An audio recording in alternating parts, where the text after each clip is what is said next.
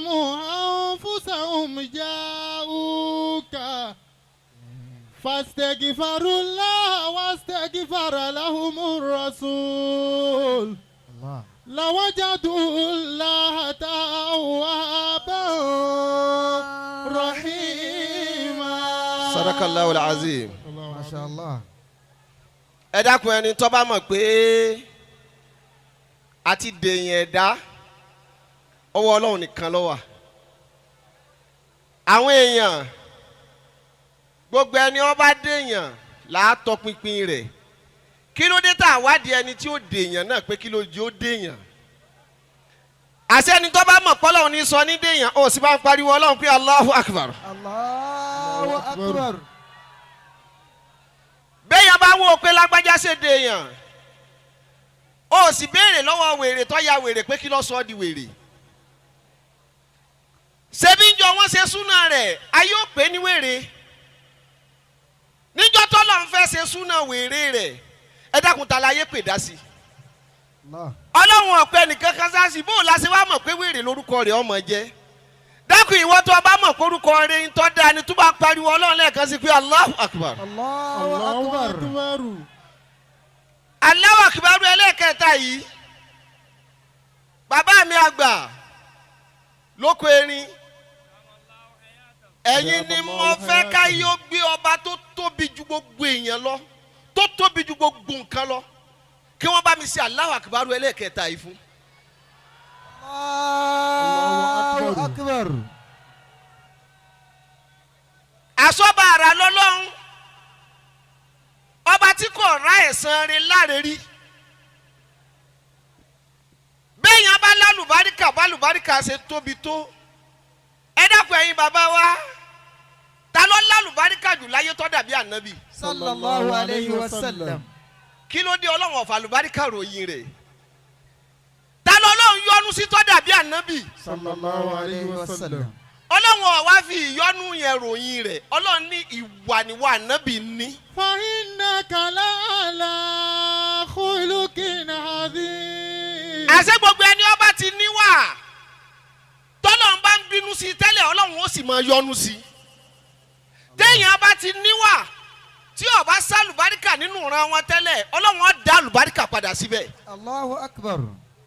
bàbá wa àgbà lóko erin Adamallahu hayatahu. mo fi ọba tó ṣe yín bó ṣe wù ú tọ́lọ́run wá ní kó ṣe déédéé bó ṣe wù yín mo fi ọba náà kí yín òun di Allahu Akbar ẹlẹ́ẹ̀kẹta tí gbogbo jàmáà bá mi ṣe wọn. mo tààrọ Ọlọ́run kí ànábì wa Muhammad Sallallahu alayhi wa sallam. ẹni tí ò níyà tí ò ní bàbá tó sì yè nínú ayé. àfa kan ló ní kò sí kéwú táwọn ọmọ ó là nábì ọmọ ju Kùránì lọ. Allahu Akbar. ó sì darí gbogbo ayé wa mú ìmọ̀lára àlùkùránì ni àti bàlágà lọ mọ̀ ni àti mọ́ntìkì lọ mọ̀ ni gbogbo ìmọ̀ téèyàn mọ̀ láyé ara àlùkùránì ni wọ́n ti wá fa gbogbo ẹ̀ yọ ẹnìkan ṣoṣo náà lọ́lọ́run fi rán. dákun ìwọ tó bá pupa ànábì tóbi lọ́dọ̀ rẹ̀ bá ń pariwo sallallahu alayhi wa sallam. Sallallahu alayhi wa sallam. akí ọmọ àkókò tán tá a lè kó tán òun náà là nábì wa Muhammad. mo tọ̀dọ̀ ànábì gbogbo owó tó bá lóbi mo fojú òbí rẹ̀ gbolẹ̀ gbogbo tó ń kálukú dà láyé àṣeyọrí níwà àtàṣejèrè ọba dúpẹ́ lọ́wọ́ àwọn aláṣepamọ́ torí gbogbo ẹni ó ṣàṣeyọrí láyé bí ọba lóbi dáadáa kò láláṣepamọ́ rẹ̀ akáwọn òbí àti wá kí àwọn àfa wa ẹ dákun ìṣẹ́jú márùn-ún mi ẹ máa fún mi ní ìṣára Ọlọ́run yà á ní pẹ́ bá mi torí inú ẹni tí ìbásìkò jẹ́ ni bàbá wa lóko erin wà. Adamallahu hayatahu. bá a ṣe máa wá tó Amohullah Sheikh Adam Rahimahullahu ta'ala. mo fi bàbá wa Basharu mo fi yín kí bàbá wa Amohullah Sheikh Adam. Radiyallahu ta'ala anhu. ó tún fi bàbá mi mọ́sá náà kí bàbá wa Sheikh Adam. Radiyallahu ta'ala anhu. mo kí Amohullah Sheikh Kamaluddin Al-Adabi. Radiyallahu ta'ala. mo wá padà sínú ilé wa Sheikh Ahmad Abdullahi Amaullah bàbá wa ní fàgbà. Radiyallahu ta'ala anhu. ẹni kú ọmọ ẹni mọ oko. mo fi kí bàbá wa Sheikh Ali dodo. Adama Allahu hayatahu. mo kí Maulana Sheikh Ibrahim mo kí yín. mo kí bàbá wa Salati kí yín. mo kí mo gbé ẹ̀yin bàbá wa níkàlẹ̀. ẹ dákun ẹ má bínú àsìkò tí ó fún mi ló kéré ẹ dákun. àsìkò tọ́jà àsìkò kéré ni wípé àwọn èèkàn ni wọ́n ń bẹ́ ń kalẹ̀ yìí. àmọ́ bàbá wa ló kó erin ọ̀gbàgbé àná. dákun gbogbo ẹ̀dá tọ́lọ́ bá sọ̀rọ̀ fún láyé tó ọba ti gbàgbé àná ó ṣetán àti tán ni. Allah. kódà bá ànábì ṣe tó ọlọ́run ànábì náà létí àná. ọlọ́run sọ bá ànábì pé àlámúyẹ̀ jídíkàyẹ̀ tí máa ń fa áwà. bàbá yìí ò wá gbàgbé àná.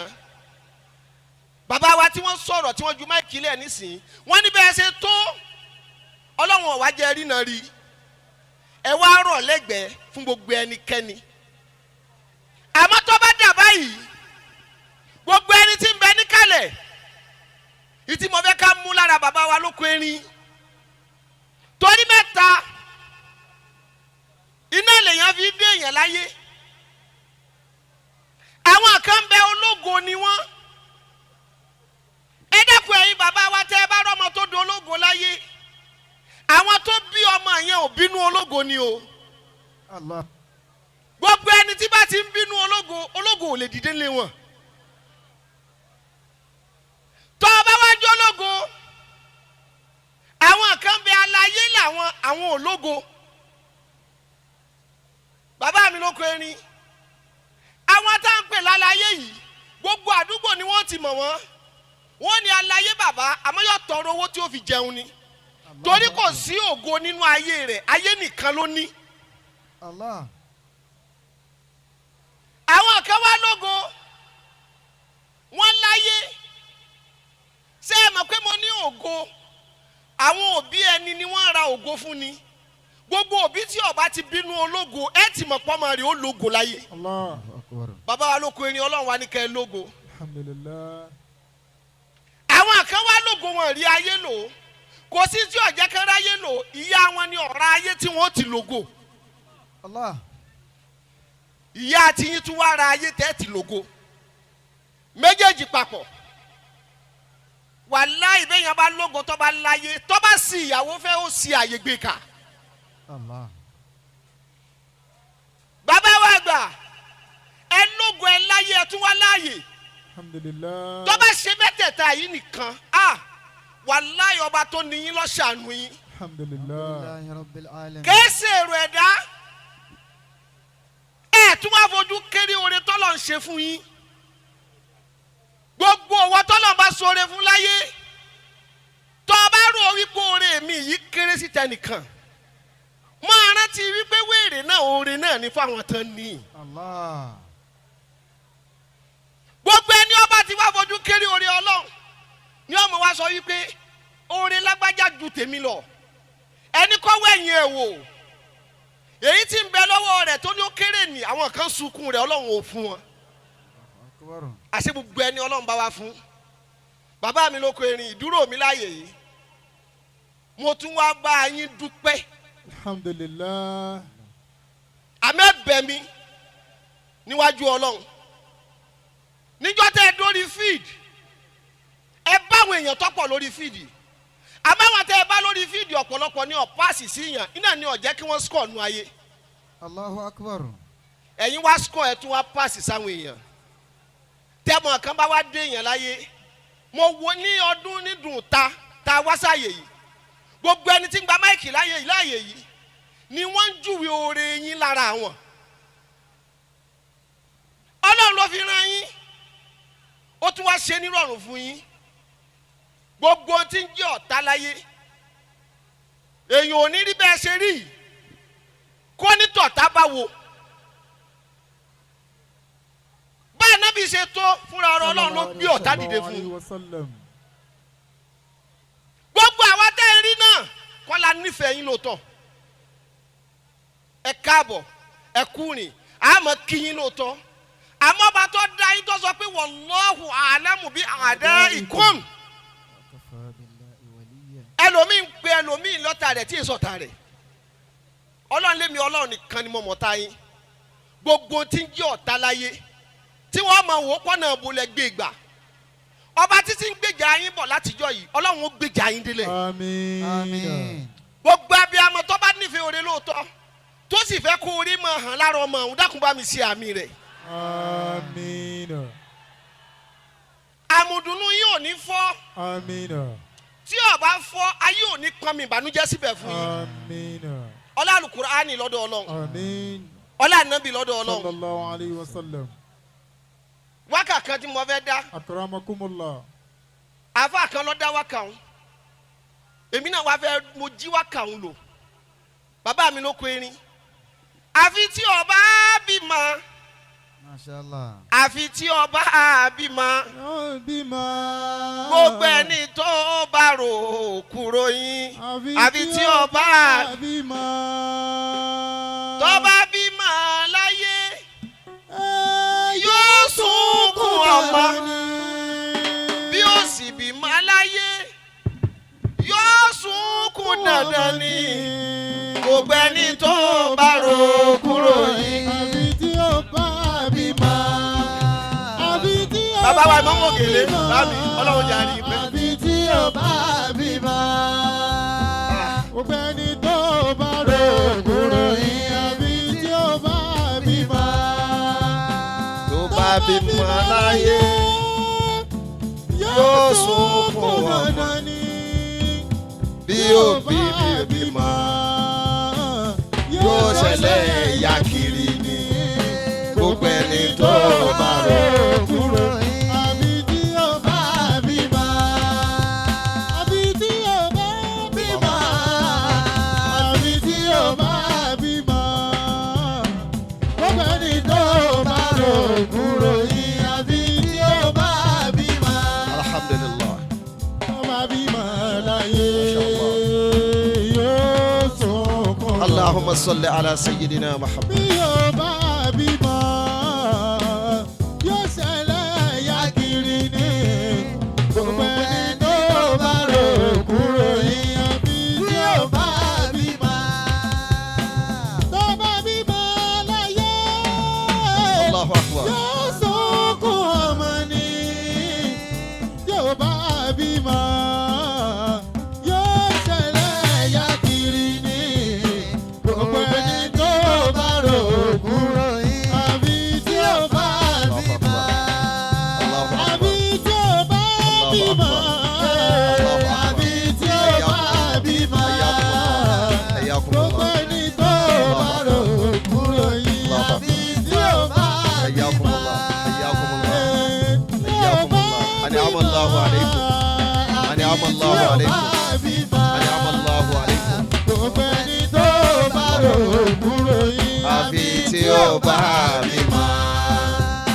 tó bá bímọ láyé yóò sunkún dandan ni tí ó bí àbímọ yóò ṣẹlẹ̀ ìyà kiri ni gbogbo ẹni tó bá rò kúrò yín. àfi tí ó bá bímọ. Allahu akbar. Allahu akbar. Àfi tí ó bá bímọ. Ọlọ́run jàre pẹ́. Ọlọ́run jàre pẹ́. Bàbá olóko erin ọlọ́run ní jẹ́ tán láíláí. Àtàgbà àtọmọdé. Gbogbo oníkálukú ní jáde. Nítorí oore tọ́lọ̀ ń gbọ́wọ́ yín ṣe sáyé. Ọlọ́run ò ní dáwọ́ oore yín dúró. Ọlọ́run ò ní dáwọ́ oore yín dúró. Allahu akbar.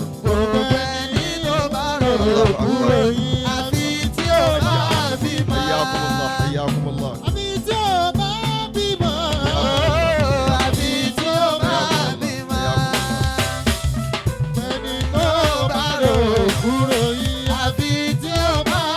اللهم صل على سيدنا محمد وعلى آل سيدنا محمد. آمين. صلاة تنجينا بها من جميع الأهوال والآفات آمين إن تستفتئوا فقد جاءكم الفتئ آمين وتكدي لنا بها جميع الآجات آمين وجعلت له مالا ممدودا آمين وتطهرنا بها من جميع السيئات آمين إن هذا لرزقنا ما لا من نفاد آمين وترفعنا بها عندك أعلى الدرجات آمين ما عندكم ينفد وما عند الله باق آمين وتبلغنا بها أقصى الغايات آمين الله لطيف بعباده يرزق من يشاء وهو القوي العزيز آمين. من جميع الخيرات آمين. وتحسبهم أيقاظا وهم ركود فهو في عيشة راضية آمين. في الحياة وبعد الممات آمين. إن الله يرزق من يشاء بغير حساب آمين. إنك على كل شيء قدير آمين. Ọlọ́run jẹ́ asọ́pọ̀lọpọ̀ ọdún láyé bàbá àpadà sí ibú àpadà sí ìgbà Ọlọ́run níjọ́ kan yìí Àmín. salamu alaykum wa rahmatulah. bàbá wa Ajágbe má gbogbo ẹ̀ àti kèfèrí àti nǹkan kí nǹkan àtẹni tí ò gbádùn tó fẹ́ kó gbádùn wọn ó jágbe máa yóò sì máa gbádùn lẹ́ẹ̀kan náà lọ́la bàbá wa nífa àgbà náà ní gbogbo ẹ̀ bàbá wa Sheikh Muhammad Al-Hamowy wọ́n ní bàbá wa Ajágbe bàbá ní ẹ̀tún kú Maolid ọdún yìí wọ́n ní bisimilahi kan lódìdí káké fún bàbá wa Ajágbe pé Ọlọ́run ò ní jẹ́ kí wọ́n wálẹ̀ láyéláyé ẹ̀ ń jágbe máa nǹkan ni nǹkan ò ní jágbe máa yín bisimilahi ilafi قريشٍ تشتهي والصيف فليعبدوا رب هذا البيت الذي أطعمهم من جوع وآمنهم من خوف. bàbá àwọn oníbọ́ọ̀lù lélẹ́yìí àwọn tí wọ́n ń win ní máàcì ní ẹ̀tún ti dé yìí ẹ lọ kí bàbá yẹn máa lọ káwọn bá fúrógámù lọ ẹ lọ kí bàbá rẹ̀ kan náà ẹ wá lọ bá tascon inter promise yìí ti wà níwájú wọn ẹ kí àbá náà àbá ń kí yẹn àwọn tí wọ́n gba first níbi tournament ọdún yìí àwọn náà ní àwọn kí wọ́n lọ kí bàbá náà bàbá mi ní sin báyìí.